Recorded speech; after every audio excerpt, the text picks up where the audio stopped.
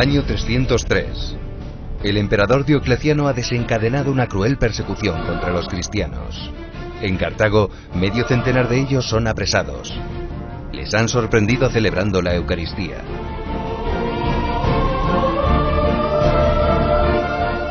Gozosamente reciben todos el martirio por su fe en la Eucaristía. ¿Por qué apreciaban más la Eucaristía que sus propias vidas?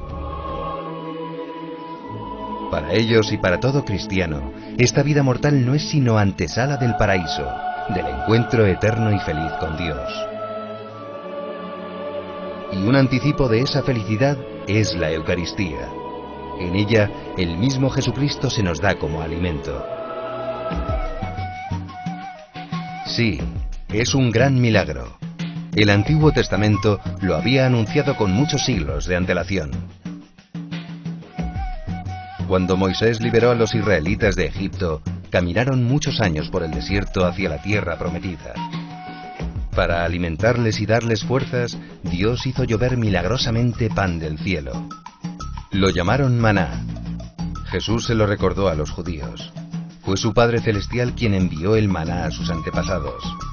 Pero a partir de ahora, les dijo, el verdadero pan del cielo será su cuerpo, que Él nos dará en la Eucaristía.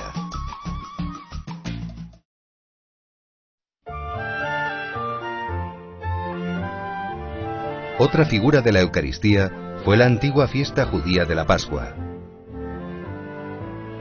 Para celebrar la liberación de Egipto, cada familia israelita sacrificaba un cordero, lo asaba y lo comía con panes ácimos. La figura del cordero es importante. En el bautismo de Jesús, Juan Bautista le presentó como el Cordero de Dios que quita los pecados del mundo. Anunciaba así el sacrificio de Jesucristo en la cruz. Él sería el Cordero, la víctima inocente, inmolada para la salvación de todos los hombres. Fue precisamente durante la cena pascual cuando Jesús instituyó el gran sacramento de la Eucaristía. Le dio un sentido nuevo, una nueva Pascua. Ya no celebrarían la liberación de Egipto, sino la liberación del pecado y de la muerte, realizada por su propio sacrificio en la cruz. Es la cena más importante de la historia. ¿Qué ocurrió en ella? La noche anterior a su pasión, el día que los cristianos llamamos Jueves Santo, Jesús se reunió con sus 12 apóstoles en el cenáculo. Tomó pan en sus manos, lo bendijo, lo partió y se lo dio diciendo: Tomad y comed todos de él, porque esto es mi cuerpo que será entregado por vosotros.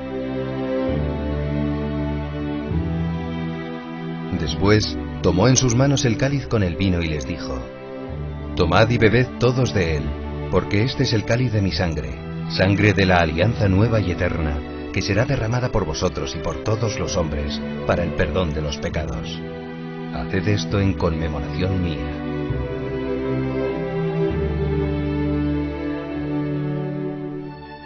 Los apóstoles obedecieron. Empezaron a celebrar aquel mismo rito, conscientes de renovar por el poder de Cristo el gran milagro de la Eucaristía realizado por el Salvador. Así ha llegado hasta nosotros. Lo llamamos Santa Misa o celebración eucarística. En ella, Cristo resucitado renueva incruentamente el sacrificio que ofreció en la cruz. En la consagración, el pan y el vino se convierten verdaderamente en su cuerpo y en su sangre. En la comunión, recibimos al propio Cristo, el Hijo de Dios. Es como un anticipo de la vida eterna.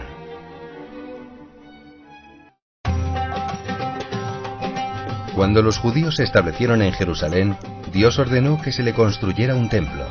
En él, los sacerdotes de la antigua alianza le ofrecían holocaustos y sacrificios en reparación por los pecados y en acción de gracias.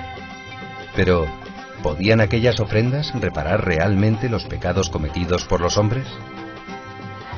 Solo un sacrificio ofrecido por un hombre que era Dios tendría valor infinito para reparar la ofensa al Creador, cometida por Adán y Eva y por las ofensas de sus descendientes.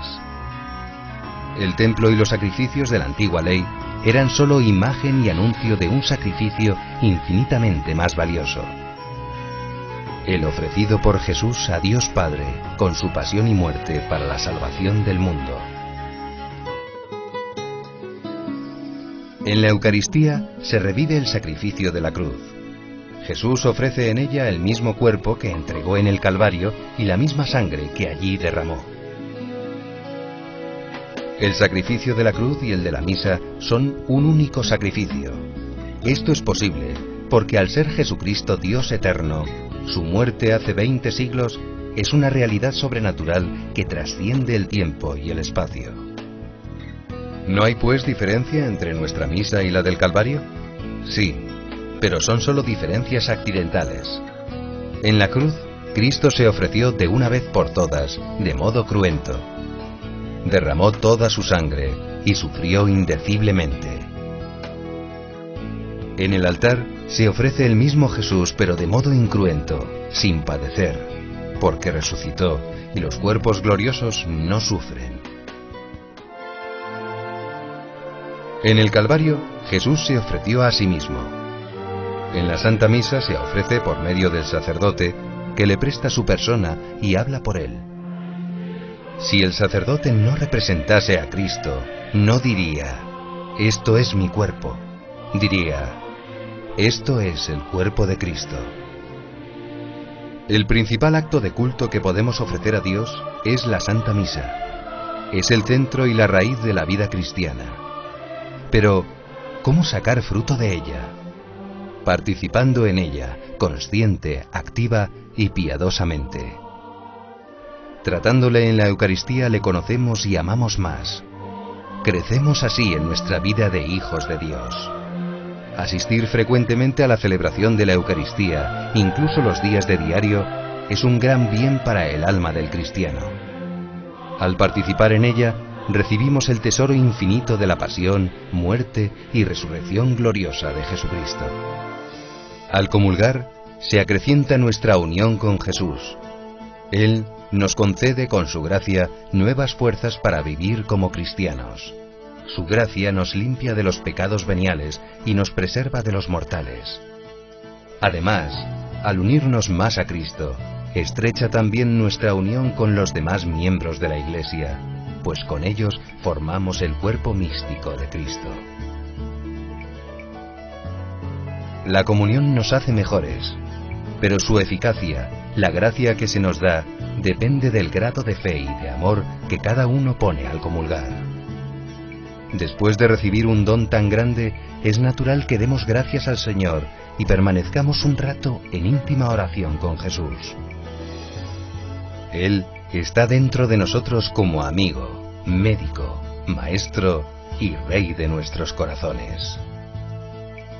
La Eucaristía es un alimento que trasciende la ceremonia y encuentra su poder y su esencia en la obra mismísima de la Trinidad. Aquí están algunos de los asombrosos efectos de la Eucaristía. Primero, unión con Cristo. Al recibir a Jesús en la Eucaristía, fusionamos nuestro ser con el de Cristo. San Cirilo de Alejandría lo describía algo parecido a cuando la cera derretida se fusiona con otra cera.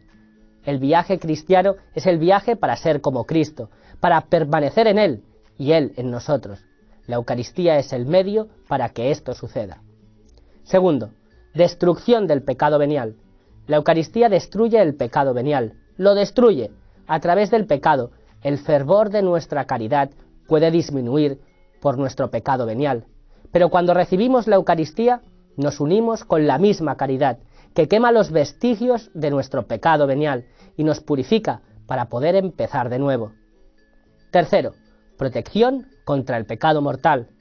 Aunque deberíamos abstenernos de recibir la Eucaristía cuando sabemos que estamos en estado de pecado mortal, deberíamos recibir la Eucaristía tanto como nos fuera posible, porque nos protege de los pecados graves. Es como si el poder de la Eucaristía limpiara el pecado venial de nuestras almas y luego lo cubriera con una capa protectora que nos ayuda a permanecer a salvo de pecados graves. Cuarto, relación personal con Jesús.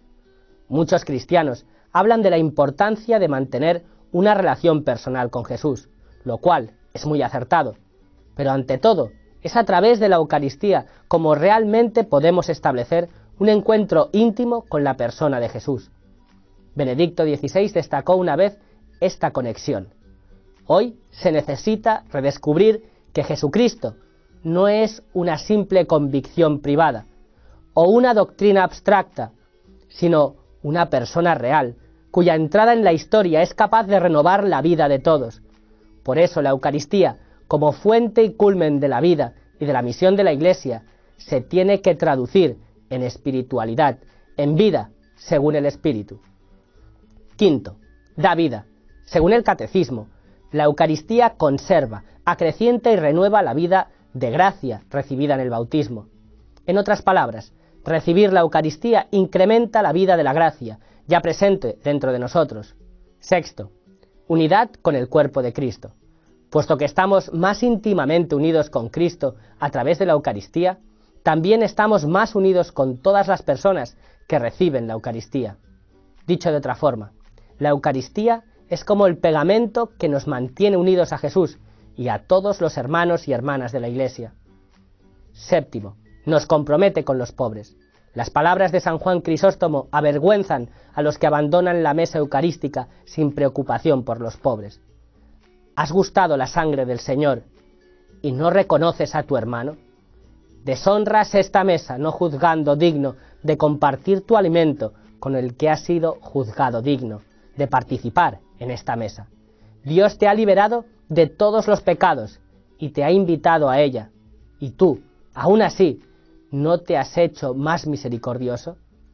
Octavo, consuelo espiritual. La Sagrada Comunión es un anticipo de la dicha del paraíso, así que produce dicha en nosotros en esta experiencia real de unidad con Dios. Si nos sentimos abatidos por las dificultades de la vida, podemos ir a la Eucaristía, nuestra fuente de alegría, y pedir al Señor que nos colme de consuelo y paz. Noveno, pacificador.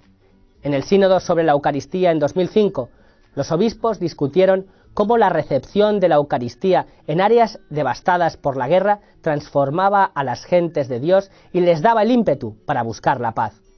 Gracias a las celebraciones eucarísticas, pueblos en conflicto se han podido reunir alrededor de la palabra de Dios, escuchar su anuncio profético de reconciliación a través del perdón gratuito, recibir la gracia de la conversión que permite la comunión en el pan y en el mismo cáliz. Décimo, ofrece un punto focal en nuestras vidas. Si entendiéramos de verdad la profunda naturaleza de la Eucaristía, empezaríamos por centrar nuestras vidas en torno a la Sagrada Comunión. No hay nada más importante en nuestras vidas, ni partidos de fútbol, ni reuniones de amigos, ni picnics. No hay nada más importante en nuestro calendario semanal que recibir la medicina del médico de las almas, de recibir a Jesús en la Eucaristía.